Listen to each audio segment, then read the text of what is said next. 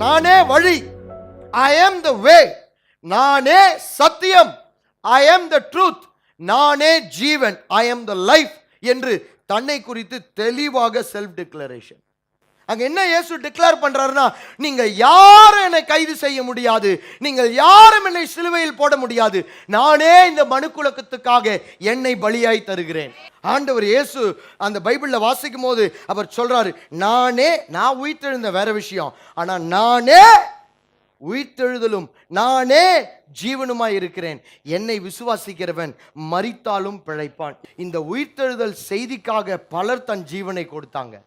ஒரு சீஷர் கூட சிலுவை அண்டையில் நிற்கவில்லை, எல்லாம் ஓடிட்டாங்க. யாரும் அங்க நிக்கல, யோவான் மாத்திரம் நிற்கிறாரு. ஆனா இயேசு மரித்து உயிரோடு கூட எழுந்து அவங்களுக்கு காட்சி கொடுத்த உடனே இந்த சுவிசேஷத்திற்காக இயேசு மரித்தார், அடக்கம் பண்ணப்பட்டார், அவர் உயிரோடு கூட எழுந்தார், பிதாவின் வலது பாரிசத்தில் இப்பொழுது வீற்றிருக்கிறார். உயிரோடு எழுந்து எங்க போயிருக்காரு? பிதாவின் வலது பாரிசத்தில் வீற்றிருக்கிறார். இந்த செய்திக்காக அப்போஸ்தலர் ஒவ்வொருவரும் தங்கள் ஜீவனையே கொடுத்தாங்க. யாருக்கோ சொன்னார் பாருங்க, இவர் உயிரோடு ஏஞ்சாருன்னு. அவரை கூப்பிட்டு கவனிங்க, அவர் மேல ஒரு துப்பாக்கியை வச்சு, யாரோ உயிரோடு ஏஞ்சாருன்னு சொன்னீங்களே, அதை நீங்க மறுதளிக்கலனா நான் உங்களை சுட்டுடுவேன்னு சொல்லி பாருங்க. அவர் என்ன பண்ணுவாரு?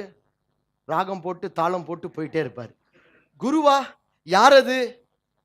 ஏன்னு கேட்டா, நீங்க ஏதோ சூடா பேசலாம், அந்த செய்திக்காக நீ மறிக்க முடியுமா? ஆனா நான் சொல்றேன், இன்னைக்கு ஆயிரக்கணக்கான லட்சக்கணக்கான மக்கள் இன்னைக்கு உயிரை கொடுத்து கொண்டிருக்கிறாங்க.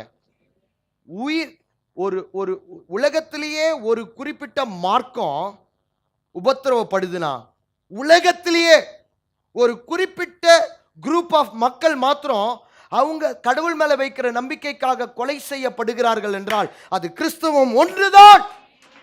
Only religion. இவர் மேல ஒரு கத்தியோ கண்ணை வைங்க, யாரோ ஒரு குரு உயிர்த்தெழுந்தார் இன்னையப்பா, மறுதளிக்கலன்னா உன்னை என்ன பண்ற பாருன்னா அவரு யாரு குருன்னா யாருன்னு போயிடுவார்.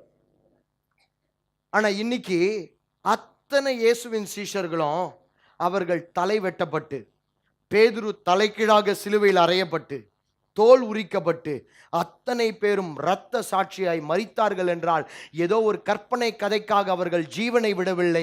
அவர்கள் கண்களால் பார்த்து, காதால கேட்டு, உணர்ந்து, தங்கள் வாழ்க்கையில அனுபவித்த அந்த தேவ அன்புக்காக, அந்த சத்தியத்திற்காக அன்றும் இன்றும் என்றும் ஜீவனை விட்டு கொண்டிருக்கிறார்கள். அந்த உயிர்த்தெழுதலின் செய்திக்காக.